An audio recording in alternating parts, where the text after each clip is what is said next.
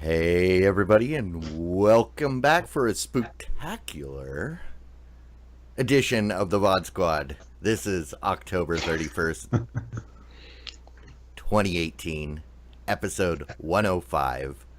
I am Clyde, and it still says pre-show. There we go. Today I am joined by Jimmy Trammell. Happy Halloween, everybody. Michael Aston. Howdy, everybody. And Matthew Ross apparently got abducted by trick-or-treaters and will not be joining us. I hope he's okay. Oh, you know, Crickets? he's probably living the sugar high right about now, I would say. And Beam, I wish I could take off the mask. Unfortunately, I live Halloween 24/7. How you guys doing?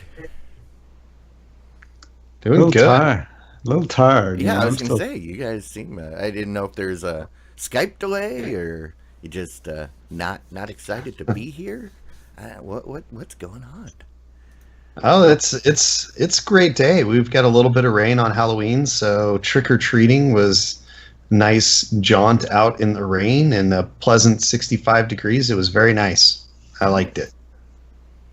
Rock on. Very nice here, too. I think it's a balmy 76 degrees outside here in West Palm Beach. So nice weather, no rain. Good for the kids. Yeah. Passed out a lot of candy today. So There it was you go. it was a good day. Cool. Yeah, I got home about 7. I didn't see any trick-or-treaters on my way home, and it was just weird. But, you know, free candy day is not as popular as it used to be when I was a kid. And, you know, I mean, yes, it does get pretty damn cold here, but, I mean, it's still in the high 40s, low 50s, so it's not like some years where it's like a blizzard. Everybody likes to every year I hear people bring up the Halloween blizzard of like 95 or whatever it was. I don't know. There was a blizzard one year and people weren't able to go trick-or-treating and they're still angry about it 30 years later. But you know, one thing I will say about Halloween candy, boy, it's gotten expensive over the years, hasn't it? Oh. You know, when I was a kid, they used to have a thing called penny candy. Oh yeah. Right? Yeah. Now, and I went and bought a Halloween candy, I think last weekend. I think I spent something like, you know, $45 for Halloween candy. Well, I mean, Right? just to drive that point home, back in your day, a dime bag cost a dime, right? Yeah, exactly. Exactly right. That's where the name came from.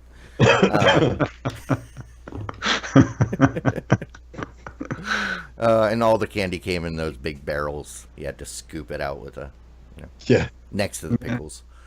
All right. Oh, and Beam says next year everyone gets homemade popcorn balls. When I was a kid, there was a neighbor that would give those out. Nowadays, she would probably be thrown in jail. Probably. Where's her food handler's permit? And Oh, I mean, yeah. I grew up, you know, everybody always, oh, you don't take anything that's not like from the store because it might have razor blades or drugs Right. in it. It's like, dude, drugs are expensive. Nobody's giving that away. And I always wondered where those rumors and the scare tactics came from, and I realized as I got older, I think it was the candy companies. Because if people are not allowed to give out apples and bananas and popcorn balls, and they're forced to buy store candy because every police agency says, "Oh, make sure it's factory wrapped and unmangled," So whatever. But oh, sorry, I froze there for a second. On that note, maybe we should get into some news. Yeah. Spooky news. Like, first off, we've got NBC. NBC is unveiling their new streaming video service. Anyone want to garner what they decided to call it? Signal. Signal. Yeah. Signal.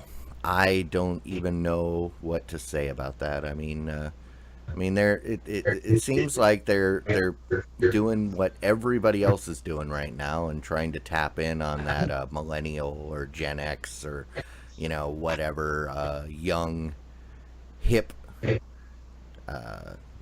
clientele that aren't watching the news. So I don't know. Do you guys think that that this is what the young kids want to see? No.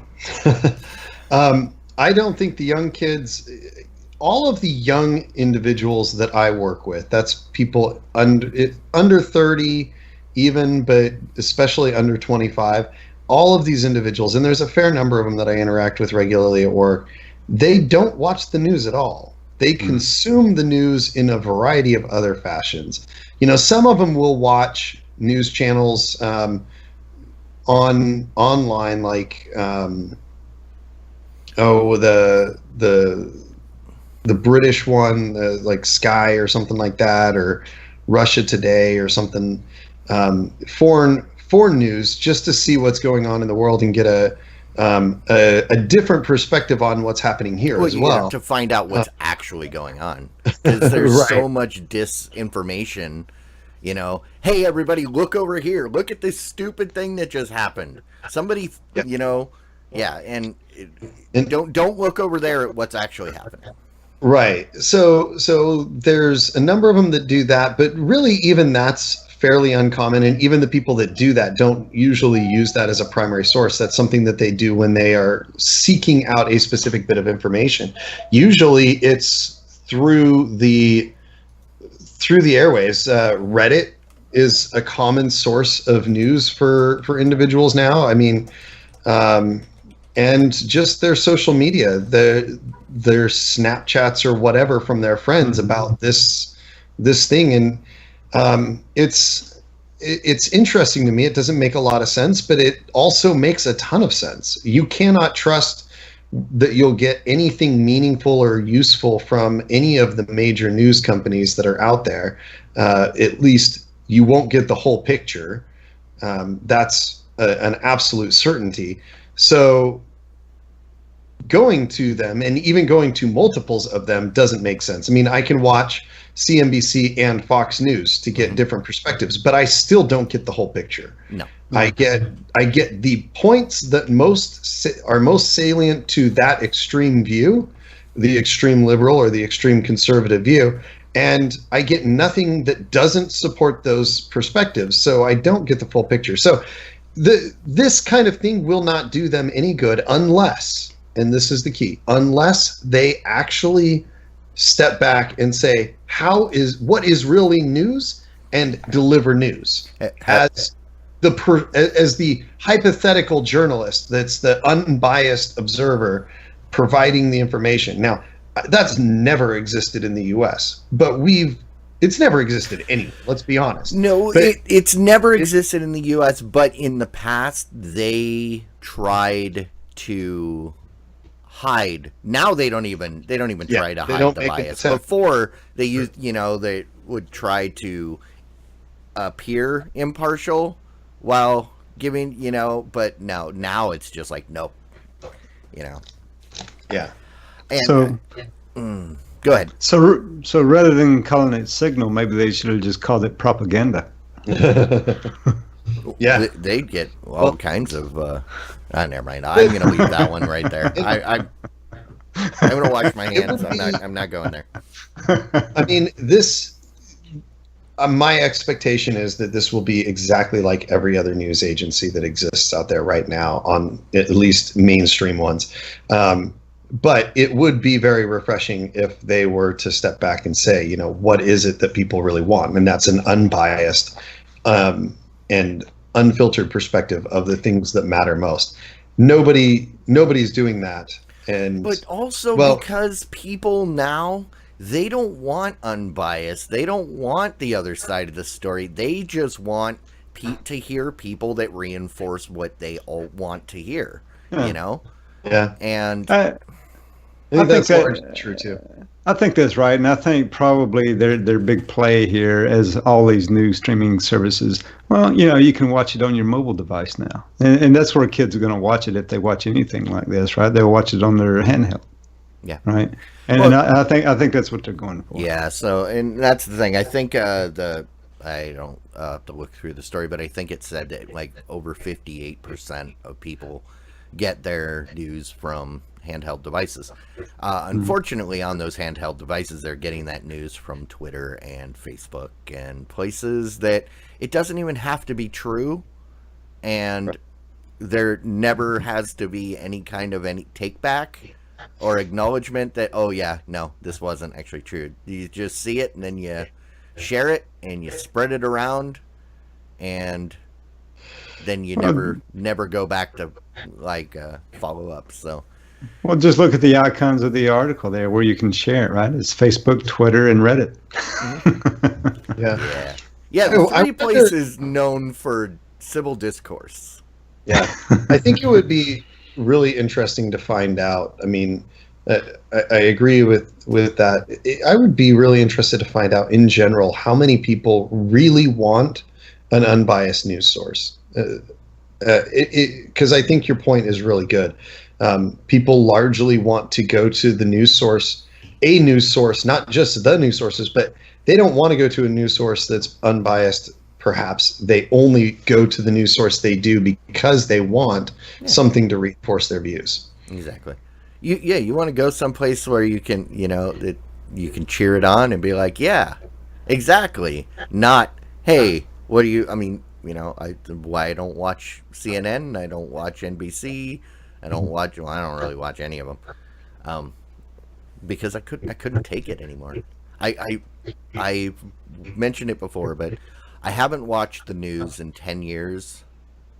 I stopped watching the news about 10 years ago, and I've never been happier. If I hear someone talking about something, I'll look it up myself. I'll do my own research and form my own opinion. I don't need someone in a studio someplace telling me what my opinion should be. Yeah.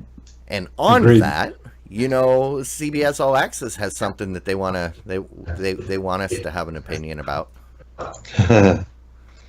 And they're telling us that this new Star Wars, is that Star Wars? I can't tell the difference. Star Trek animated comedy Lower Decks. So they ordered 2 seasons of this right off the bat. So this is crazy to me. I am a huge fan of Rick and Morty. I really enjoyed. Well, I think I've only seen season 1, but I really enjoyed season 1 of Rick and Morty. And I suspect that this show will. Do you hear me? Yeah, I hear you. Your video just disappeared. Yeah. I suspect that you will. That this will be a good show. I think that this individual is a good writer. That he's got good comedy and good ideas. But I'm not sure how. This doesn't translate to the Star Trek universe to me. I don't feel like it will contribute to the Star Trek universe. And while I think a lot of people that like Star Trek also like Rick and Morty,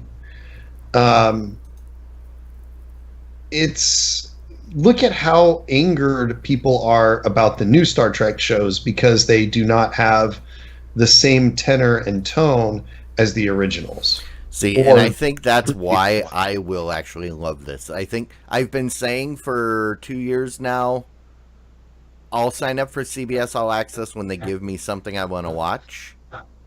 This might be that thing that I've been waiting for. Because this is right up my alley. This is the kind of thing I like. I was one of those for 10 years.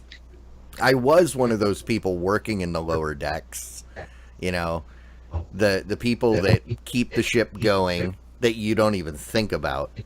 I have if it goes in the direction I think it will, I think I'm gonna love it.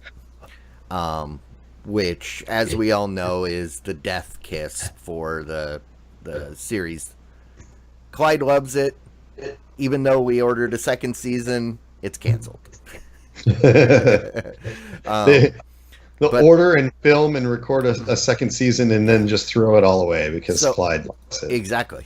I am imagining a cross between Red versus Blue and C-Lab. 2021. So if you get those references, I think we're gonna have some fun. What do you think, Jimmy? Yeah, I agree with you. I think this looks interesting. I had been thinking about, trying out this CBS All Access, and this might be just the show that tips the scale to where, I at least try it out for a month or so, right? Just to see if I like it. I'm curious, are you a Star Trek fan? I am. Yeah. What are your thoughts on like the new movies? Or have you seen them? They have movies?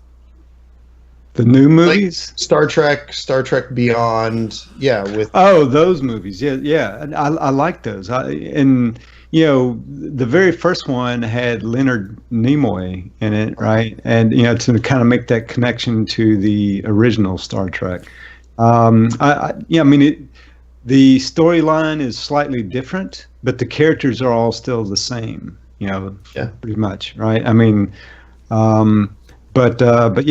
thought J.J. Abrams did a good job there, right? And I like the new characters and I like the new movies. I haven't watched the new series on CBS All Access, and being as they got this one, this new animated one, and then you can watch the actual next TV series of Star Trek on there. What do they call the show? I can't. Discovery.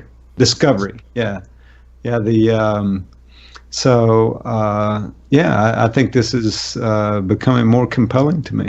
Yeah, you got to be careful about CBS All Access. I don't know if they do it with the Star Trek one, but with a lot of their shows, they do not let you just watch the whole series wholesale.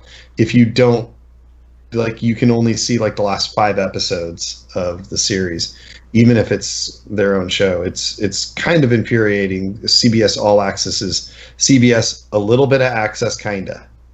So what if it's like a past season? They wouldn't let you watch that? No. You cannot see the whole series of Big Bang Theory, for example. Mm-mm. Yeah, CBS has always been very selective about what they allow. And Cruz points out something very important.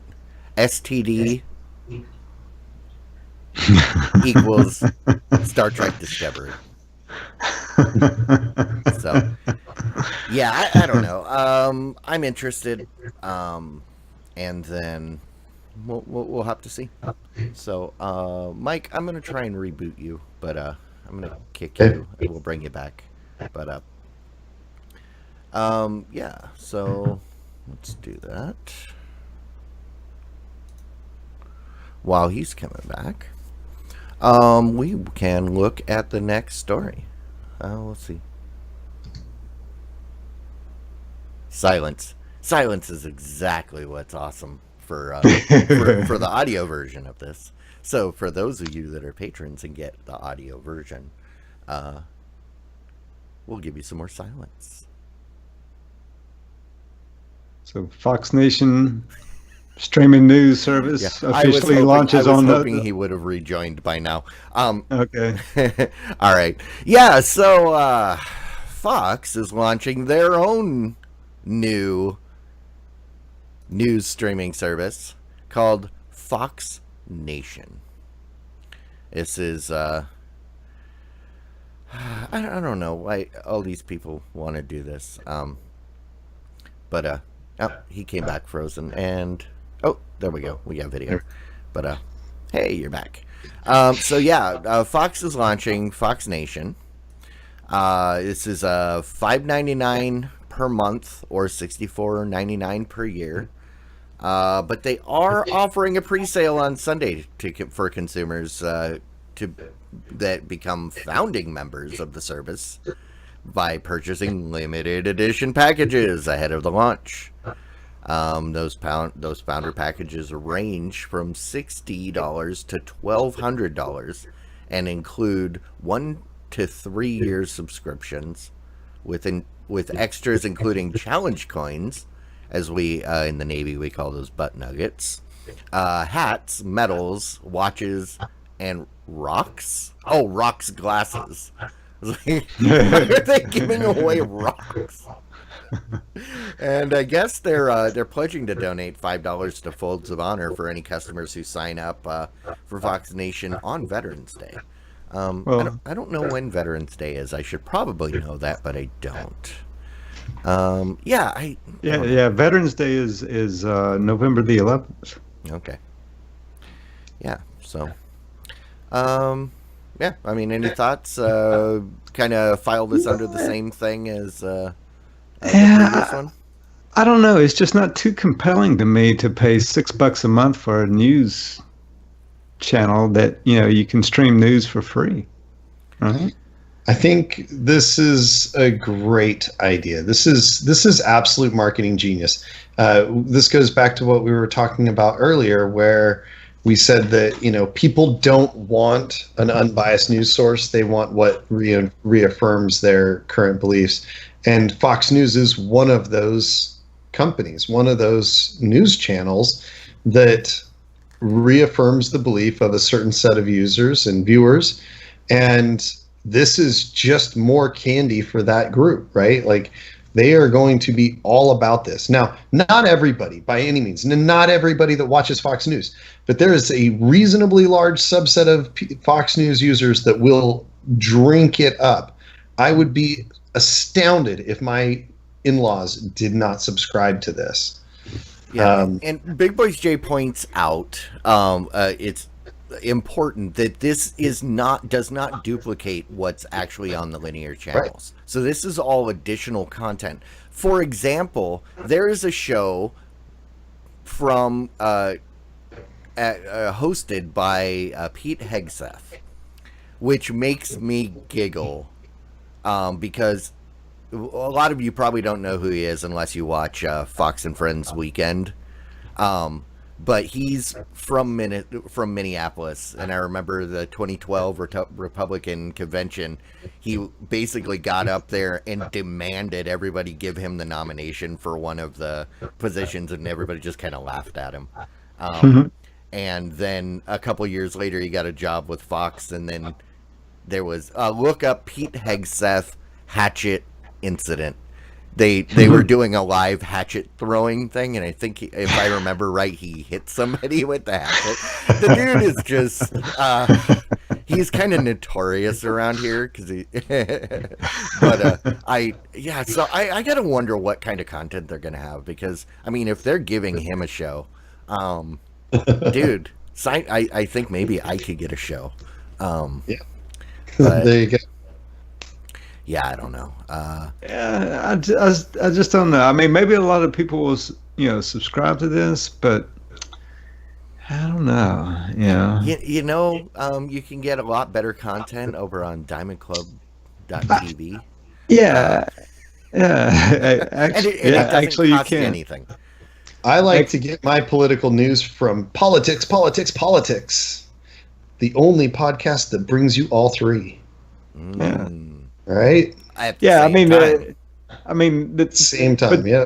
So here's the question on that: do you think cord cutters would subscribe to this? Well, that's kind of what they're hoping. Yeah, I mean, Um, my suspicion is that it won't matter if you are or are not a cord cutter. It is merely going to matter if you are a far right conservative that wants more of the Kool-Aid that you like to drink. And I say that as a relatively conservative individual that I will not watch this because I don't want somebody feeding me a bunch of Kool-Aid, you know?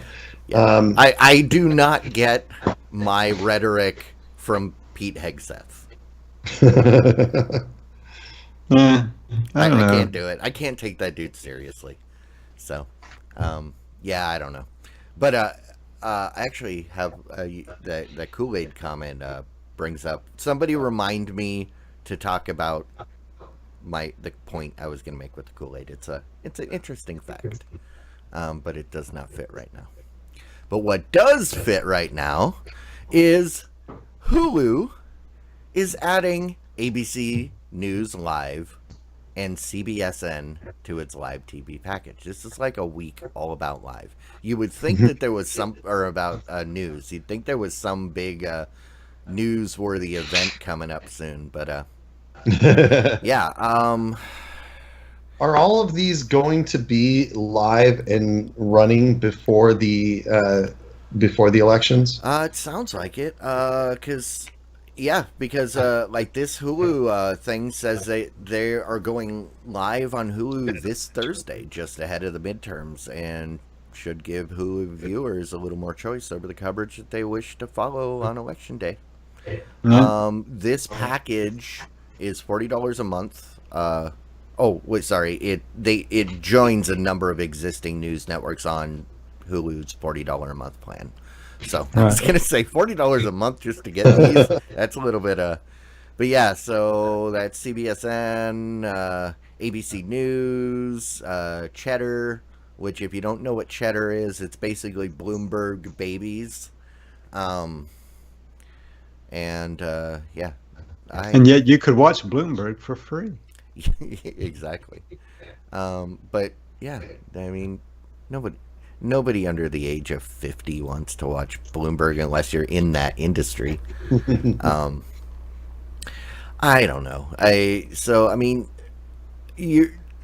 Jimmy, you are a Hulu TV subscriber. I mean, I am. Is this interesting to you, or? Yeah, I mean,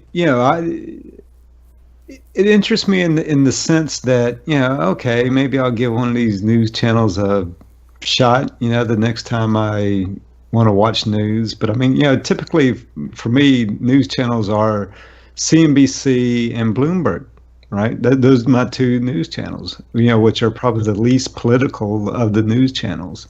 So, yeah, I don't know. For these news channels now, most of them, what I find is they just spend a lot of time trying to tell you who to vote for, right? And yeah, I agree with your assessment that most. I think both you and Michael are saying the same thing. Most channels are, lean one way or the other, heavily lean one way or the other. Mm-hmm. And I guess that's good and maybe that's why I don't watch them too much, because for me it depends on the issue. Some issues I'm quite conservative on, other issues I'm quite liberal on, right? So it just depends on the issue. So I don't like all one way or the other. What's the term for that? Libertarian.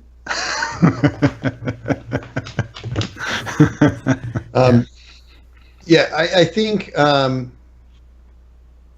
you just mentioned, I think it's worth mentioning at this point, since we're talking about all the news channels and stuff. You mentioned Bloomberg and stuff. I do feel like one of the best ways to get good news now is to watch like financial news. Mm-hmm. You usually get news covered in a perspective that is, how is this relevant to the market? And you can't assess the effect of the market on the market without assessing basically the whole picture in a relatively factual way.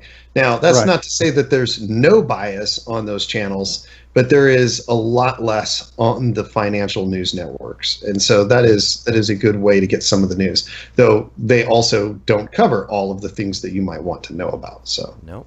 Correct. That's true. Yeah. Well, this next story is actually, I think, targeted directly at Jimmy, because you keep telling us how it's not about VR, it's about AR. Well, Snapchat heard you, and they're bringing the new camera app to Twitch and Skype. So, Jimmy, is this the AR that you've been hoping for? No, not exactly. Not exactly what I was looking for. Dog ears and dog tongue. No, I don't think. Oh, you don't want to be a pretty girl with dog ears and dog tongue? Yeah. But I mean, it's so this is Snapchat's first Mac and Windows software that actually takes over your webcam and brings the augmented reality effects to your calling services. So I mean, it's available now. You can download it to your Mac right now. There used to be a day when you'd say she's a dog was an insult. But now, I don't know. Maybe times are changing now, I guess. Wow. Yeah, so I mean, I guess it sounds like Snap had some trouble in their Q3 earnings announcement, that it lost 2 million users. And, do you think this is the way that they're going to get those back?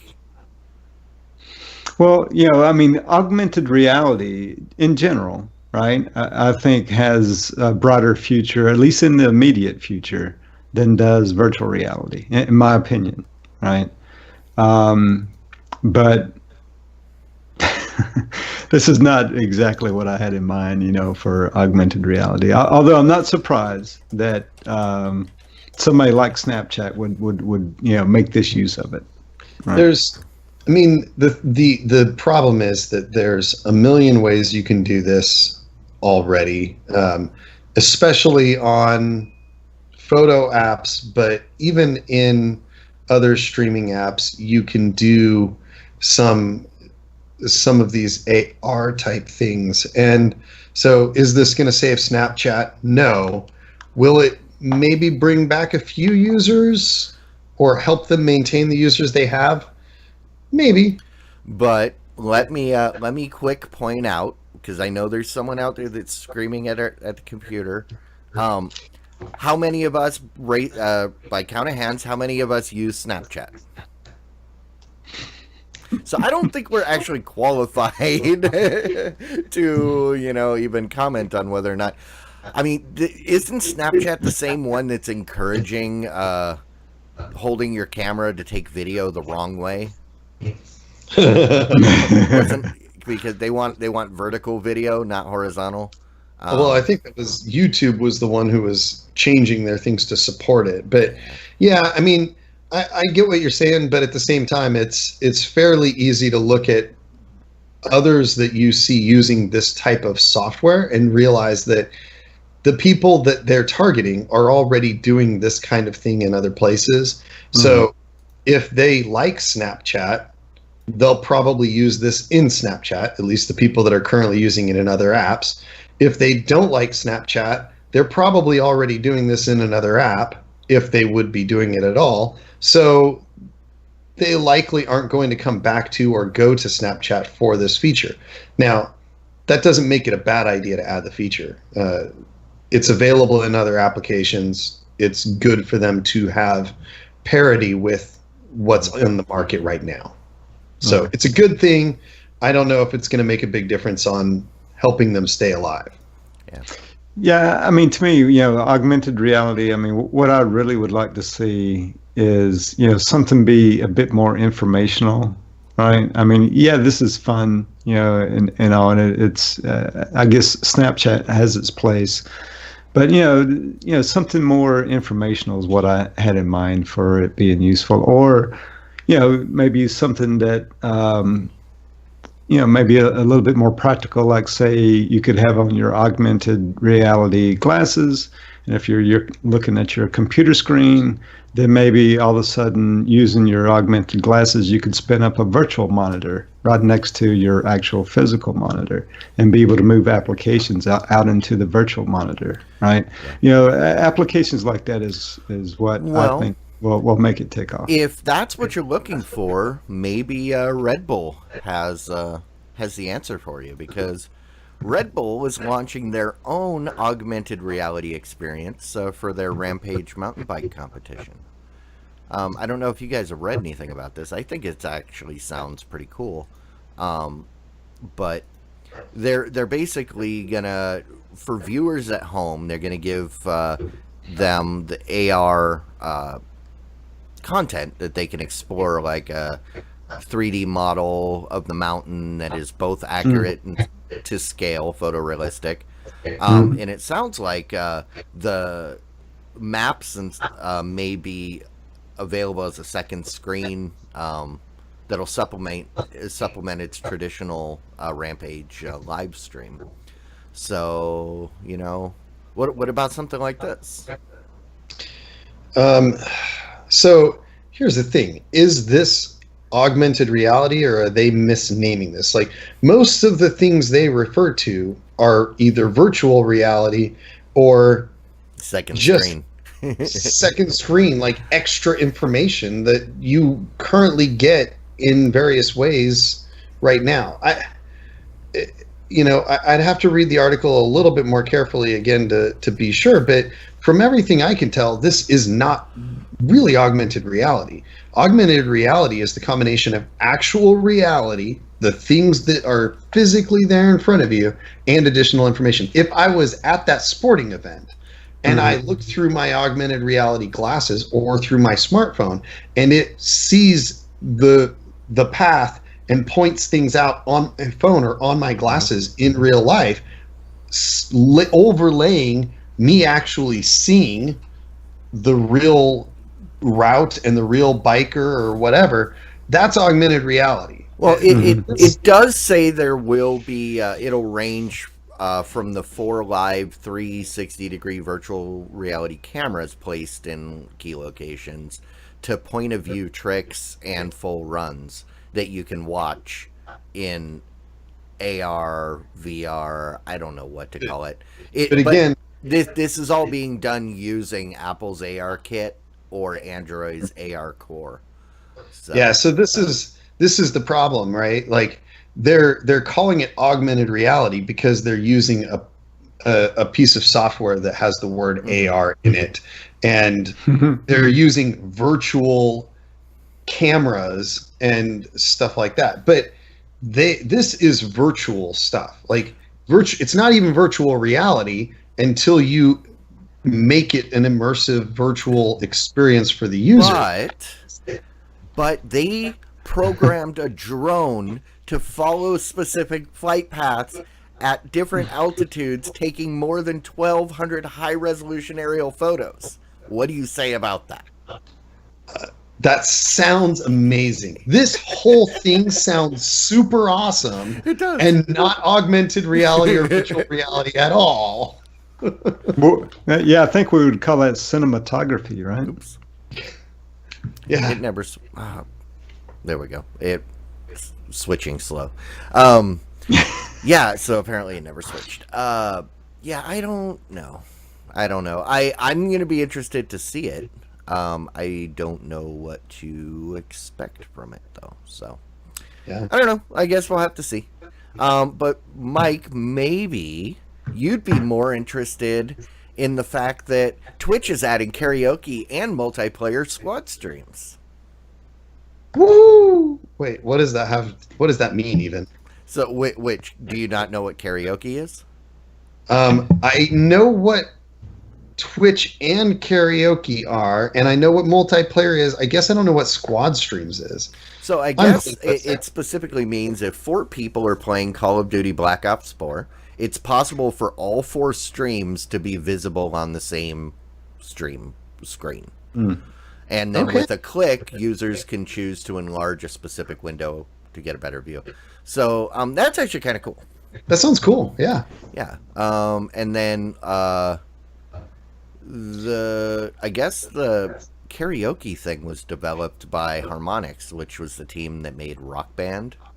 Yeah. So it's a karaoke game called Sings that will rely heavily on community engagement. So Could be fun.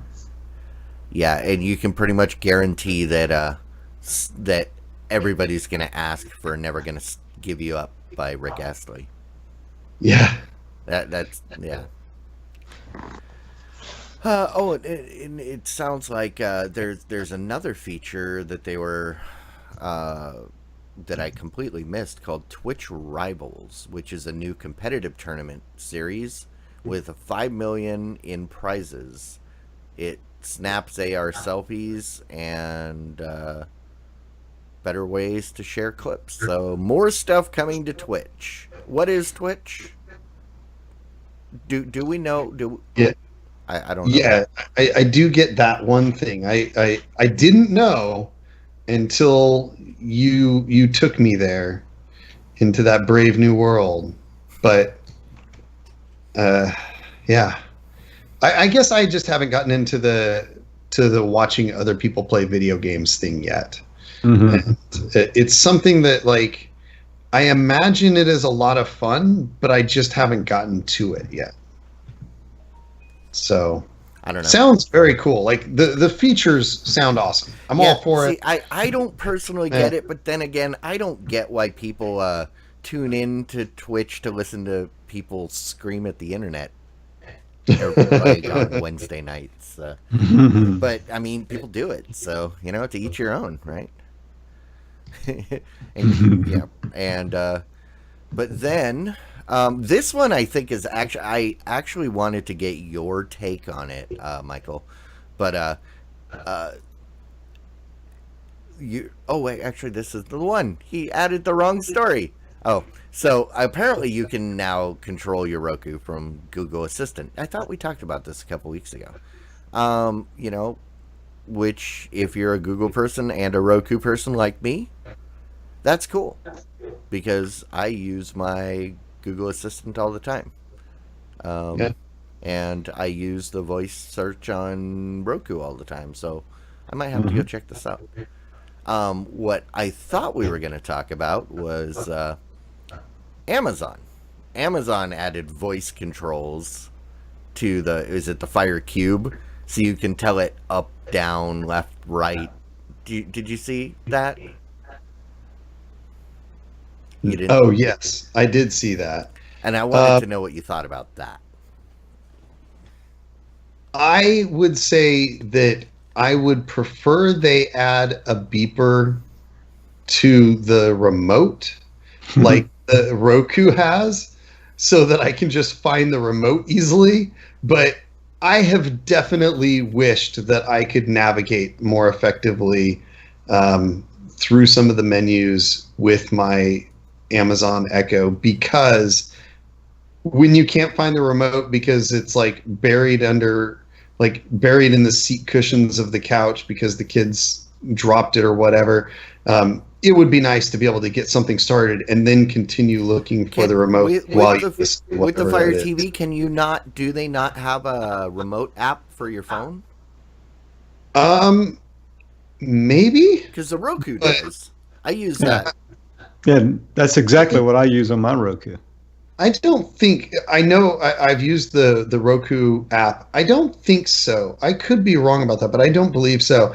What I do know is you can largely get to what you want using the Echo just by depending on what you want, right? Like you can have it directly open some shows in Netflix. You can have it directly open shows that are owned by Amazon, and you can directly open some of the shows that you have subscriptions to, like if you have the HBO channel subscription. So, but you can't properly search like YouTube because they don't really have a YouTube app. There's the web page, and there's easy ways to get to that web page, and it works beautifully YouTube has done an amazing job of making that web page work beautifully on a Fire TV.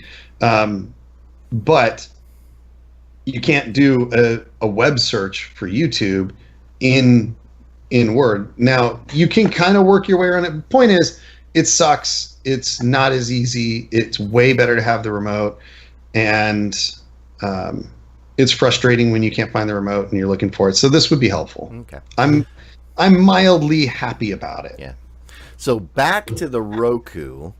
So I thought we talked about this previously, but if you missed it, you can now add Roku as a home control service and assistant, or the Google Home app.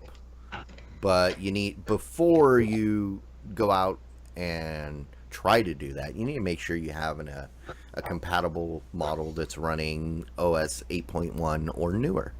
So I'm gonna have to try that. I forgot all about this, and I'm gonna check it out. Yeah, so you can say, "Hey Google, launch the Roku channel on Roku." My apologies, I don't understand. So I haven't enabled it. Never mind. Yeah. So, and then you can also like switch to HDMI 2. I'll put actually put this article in the chat, because there is some example commands and stuff on there that are I think intriguing. But moving on to Android TV, NVIDIA Shield makes your TV smarter with Alexa. This completely baffles me, because this is an Android TV product which already has Android Assistant, and Google and Amazon aren't on the best of terms. So how does this happen? This is great. This is exactly, so this is the wonderful thing about the Android ecosystem, and this is the kind of thing that couldn't ever conceivably happen on an Apple device. And this is why I love everything better than I like Apple, right? Is because this kind of thing can happen. Android's an open ecosystem. There's no reason in the world that you can't put Alexa-powered devices, never mind, on your Android device, right? Like on your Android built thing, like your Shield TV. And since NVIDIA is building the Shield TV to be a TV device that's also a gaming device and stuff like that, it makes a ton of sense for them to offer this functionality to cater to anybody. So now this becomes much more appealing to me because it fits into my Amazon ecosystem a lot better. I can use the same assistant and functionality that I use right now and have this device. This is brilliant. I love it. Yes. Yeah. Yeah, you know, I like I said, I'm not surprised that this shows up on, or that something like this would show up on Android. That's the beauty of Android. I am just surprised that it is this service, because, yeah, I did not think that Amazon would be on board for something like this, but rock on. I mean, NVIDIA is saying this is the first device that has multiple, or that you can stream with both Echo or Google Home devices. So, yeah, rock on. What's next, Cortana? Oh, Bixby. It's going to be Bixby. Yeah. Unfortunately, Sure. with the Bixby integration, it'll do its best. It'll try, but it'll get you the wrong thing. Any thoughts, Jimmy, before we move on? No, I mean, yeah, I think it's good that, Alexa is coming out on the NVIDIA Shield. Yeah, and I agree with Mike's points. That those two pairing. You get the great hardware with the good service. I don't know if I agree. That you never see something like this on Apple. I mean, yeah, that is a true statement. But I don't know. It does kind of surprise me though that they wouldn't do the Google Assistant instead. Well, the Google Assistant's already there, right? So you get them. You get either one. That's the trick. That's the beauty of the device, that you get to choose the one that works for you. I mean, if I suspect that NVIDIA would be on board with adding Siri and Cortana to it. Well, maybe not Cortana because there's not enough users that actually care about that. But adding Siri to it just to cater to the Apple people. However, they know that A, Apple wouldn't allow that, and B, no self-respecting Apple user would buy a NVIDIA Shield TV, because why? You would get an Apple TV. Yeah, I mean, if you're in the ecosystem, it makes more sense to get the Apple TV, I guess. But yeah, and that's really what this is about, right? It's about ecosystem. Yeah. So, But lastly, if you are a fan of ESPN, or more specifically ESPN Plus, that streaming service is now available via PS4 and Xbox One. So if you've had this itch that you wanted to pay $4.99 a month, I think it is, but you refuse to watch it on anything but a game console, your wish is granted. So Nice. yeah, thoughts? Oh, sorry, it's $49.99 a year. Oh, it is $4.99 a month. Okay, Yeah. or $50 a year. So yeah. I thought that was right. You'll get like Sports Center and Monday Night Football, and then nothing that airs live on one of ESPN's 8 cable networks. Oh, you don't get those. So nothing that airs live on any of ESPN's 8 cable networks is available on ESPN Plus. So what the heck? I don't get it. But I guess, yeah, they got something about NDSU football, so my brother-in-law will be super excited. He's an alum, so he's still diehard. But Yeah, I mean, it all comes down to the sports ball, right? Like, the people that care about it, they'll like it. The rest of us, as long as I can get my Boise State some other way, I'm not going to pay attention to it. yeah. All right. Well, any final thoughts, Jimmy? No, I mean, it's good that it's coming to the consoles, but I tend to agree with Mike. It's not too, and not too compelling of a service, or at least not for me. I mean, I like sports and all, but this just doesn't seem to be that compelling. Yeah, as Squid points out, too many subscriptions now, and this is the downside of a la carte. When you're paying for just the stuff you want, you end up paying a lot more than you did for that all-you-can-eat buffet. And but it also means that there are more choices for more people. So, if ESPN Plus is your cup of tea, you can buy it. If it's not, you don't have to. Mm-hmm. All right. Well, that brings us to the point in the show where we like to thank the people that are the most important to us. The people that make this show happen every month. The patrons. You're welcome. Not you. Wait. Oh, The patrons. we're on Patreon now. Yeah. So, I mean, at the beginning of the month, with our 100th episode, we launched our Patreon.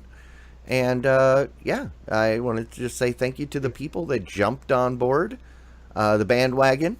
Heads up, you guys are all being billed in the morning, so make sure your credit cards are actually there. Because if you said you were giving us money and you don't, we might have to track you down. I can't say, anything's going to happen, but I can't say that anything isn't going to happen. But no, seriously, we greatly appreciate it. And, at the end of the show last week, there was a request last week that we set up a Discord server. And at the end of the show last week, we set that up. So there is patron-only sections for suggestions and content, and there's some things that we would like to do going forward. Add some of those incentives to reward the loyal patrons. And if you are not currently, or if you are a patron, thank you. If you are not currently a patron, why not? We don't need a whole lot. Just head on over to patreon.com/thevodsquad and pick a package that suits you. All right, guys. Should we check in with the big boys, Jay? Okay. Yeah. Let's do it. Welcome to your Movie Draft Minute presented by DiamondClub.tv for the week of October 29, 2018. I'm your host, Big Boys Jay. PSA time. If you're planning to eat your way through the next 60 days, wear loose clothing. It's a marathon, not a sprint. Let's go to the scoreboard. Team Game Night is in last place, still waiting for their first film. Team VOD Squad's in 5th place with $39.1 million. Team Movie Party's in 4th place with $55.7 million. Team Have a Drink is in 3rd place with $132.3 million. Team Drunk Kids Gaming is in 2nd place, buoyed by Johnny English Strikes Again with $191 million. And in 1st place with $223.8 million, it's Team Retro Misery. That's your Movie Draft Minute. All totals are accurate as of October 31st, 2018. Yeah, so you guys got bumped down to 5th place. Yeah, well, Goosebumps is, it's everybody wants to see it on Halloween night. That's what it's happening. There's going to be $100,000 or $100 million in Goosebumps sales on Halloween night. I think I actually was probably closer with my first. If I'm being honest, it underperformed for us. I'd hoped that Halloween would send more kids to the movies with their parents, but it doesn't seem like it caught on. But it still did as good as First Man. Although First Man has the potential to keep going, whereas after Halloween, who wants to see Goosebumps? Nobody's going to see Goosebumps after Halloween. I think that it's pretty much dead. I don't think First Man is going to perform particularly well. It is seriously lagging. But it's seriously lagging, but I was saying it has the potential to keep showing. I would not be surprised to be coming up to Christmas and it still be in theaters someplace. Some places I suspect it will stick around for a while, though it will struggle to keep its place with some of the other big movies. Bohemian Rhapsody. It's already not on the weekend top 5. Goosebumps is still on there, and it was not. I am still the most angry about Bad Times at the El Royale, but that's I knew I was gonna love the movie, so I knew it wasn't gonna do great. I mean, it did okay, I guess. Better than Johnny English Strikes Out, which is creeping up to 2 million. After it's 1 million opening weekend. I think Johnny English Strikes Out is doing better than I expected. Well, maybe it's right on track for my expectation. I thought it was a $1 to $2 movie, so no, I guess that would make it a $10 to $20 million. Yeah. You know, it's a shame though, because the first movie was actually pretty good. This is the third movie in the series. Really? Yeah, the first one was actually pretty good, but the second one was pretty bad, and from what I understand, this one's even worse. Well, I feel pretty good about our position relative to Movie Party. We have 6 of our 7 left. They only have 5 of their 7 left.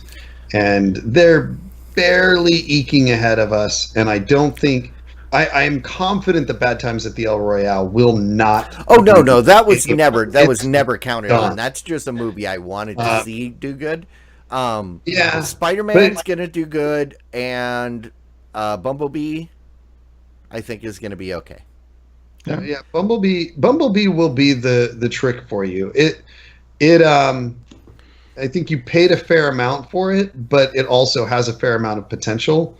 It's hard to know though. Is this going to just get the Michael Bay treatment, or is it actually going to be a good movie? You got to remember that that was where was it in the draft? So Bumblebee was 8. It was so I got it fairly early. Yeah. And then the other one, because First Man, you can't really the price per dollar spent is a little skewed on a couple movies like First Man. I didn't pay $29. You just used what was left. I used it to make sure that I got it, as opposed to letting it go for $28. And it would not have you probably wouldn't have had to pay that if it was the 10th movie in the draft, right? No, so exactly. But but all you got to remember is last time I won because of 2 movies. 2 movies that I was told aren't going to do so well. But it's okay. We'll see. We'll see where we're at. I'm pulling for you guys. So the question is, we've got Overlord and was it Fantastic Beasts coming up? Yeah.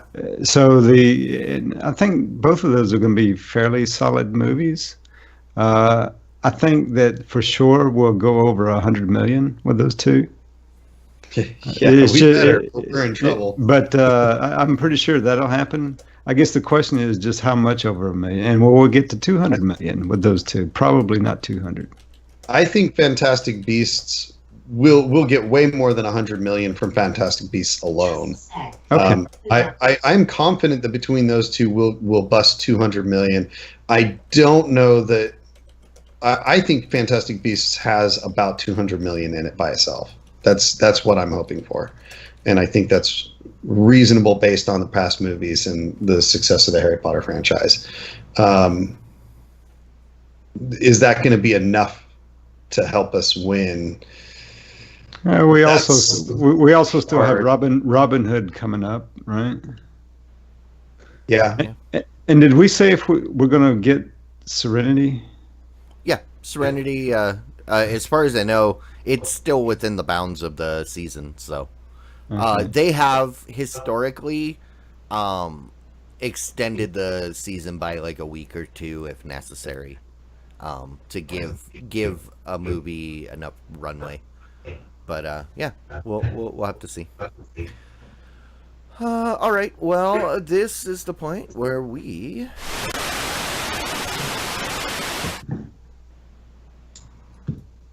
rants and raves. What do you guys got? Well, go ahead. I'll just, usually I talk about what I'm watching. Unfortunately, I've been working a lot lately, so I've not had a whole lot of time to watch much. But I have been, when I do have a little time, I have been watching the season that's on Netflix of The Walking Dead.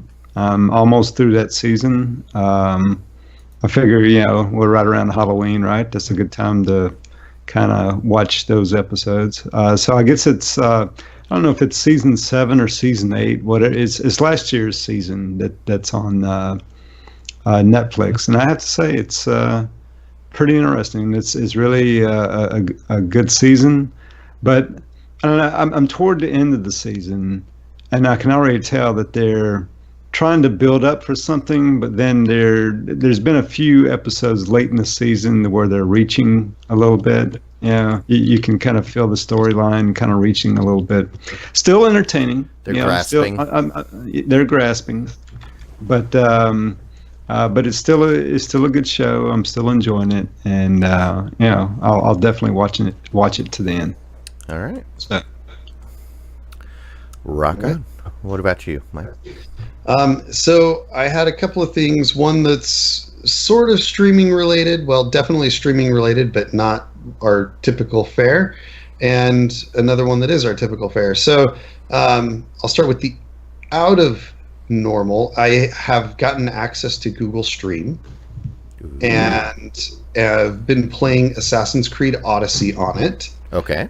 And very happy about the game. The game is actually really good. I'm really enjoying it. The quality of the gameplay is great, and the fact that I've not paid anything yet, I don't know how that's working, but that's wonderful. I assume at some point I'm going to have to shell out $60 for the game. How is the quality of the streaming, though? This is the kicker, right? Like, I have not tried it on my desktop PC yet. So I have played it on my MacBook Pro because I wanted to see how a non-gaming focused device handled it. And I haven't had any heating issues or any problems with that. And on my MacBook Pro, it's worked well, and the computer's not had any apparent problems with it. But I have had issues with lag and with it buffering, and I mean, I usually get like 200 megabits per second down and about 40 megabits per second up. So it would be, I haven't seen anything that indicates that I'm having network issues on my side, but I've had a spotty connection to them on a number of occasions that have resulted in the graphics downgrading to 8-bit quality, maybe not literally 8-bit, but pretty bad.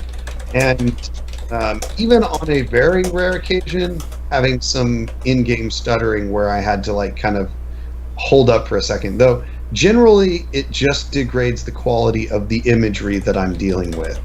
And that's an exception. I mean, the majority of the time it's really crisp, it's really clean, it's really smooth, and I'm really happy with it.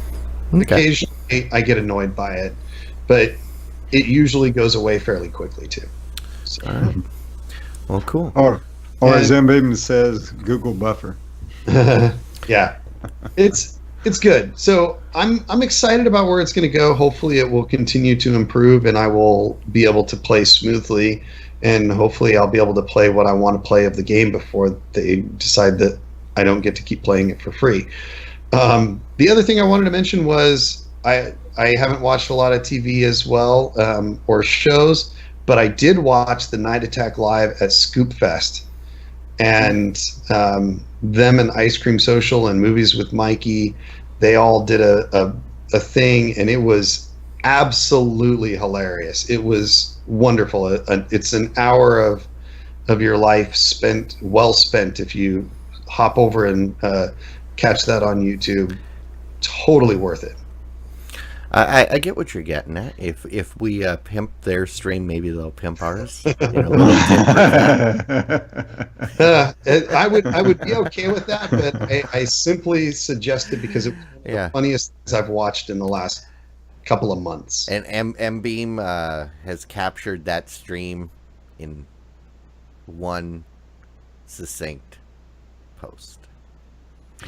So, There, back in the early 2000s, there was this revolutionary new group that created a web series using Halo, and they called it Red versus Blue. And I remember back in the day, I watched I watched like basically what would now be the first couple seasons, and I didn't realize it popped up on YouTube or Netflix recently. I finally found something to watch on Netflix, and I got back into it. So they've got, so if you're familiar with Red versus Blue, they put them out as like short 5-minute videos, like once a week. But then they stitch them all together to be one season, is one episode, like about 2 hours long. So it's like watching a movie. I started at season 3, and I just finished season 7. And I am loving it. I forgot how good it was, and I didn't know how much better it got. Jimmy, if you haven't seen it, they literally networked a bunch of Xboxes together, and they're controlling the characters with the controllers, and then recording the video from the perspective of another one. So. And then they record everything later. But if you haven't seen it, it's great. It's the perfect thing to just have on in the background. And I've been laughing my butt off for the last few days. I might have to check this out. The MB put the link to the actual series, but if you go to Netflix, you probably already got access. So. And that is it. Go watch Red versus Blue. Red versus Blue. All right. And then I will say thank you for joining us for the stream, guys. We made it through. Hopefully Matt, is that his name, Matt? Yeah, Matt. Matt will hopefully be back next week, and we'll make the news delivery is so much smoother when he does it. So, but for those of you that may be watching this after the fact, we do this live every Wednesday night at 9 p.m. Central on Twitch. Join us. This is where all the fun happens. You get to make noise in the chat and don't be offensive like that one guy that I banned earlier. And then, have some fun. You also get to vote for the show title. So there are a bunch of show titles over at tbs.showbot.tv. And go over there. If you're watching now, head on over there. And during the post-show, we will vote and choose a winner. And then again, thank you to the patrons, the people that are supporting us. Your support means the world to us. All right, Mike, I know you're itching, ready to go. Thank you, everybody. Stick around for the post show. We'll see you later. Diamond Club hopes you have enjoyed this program.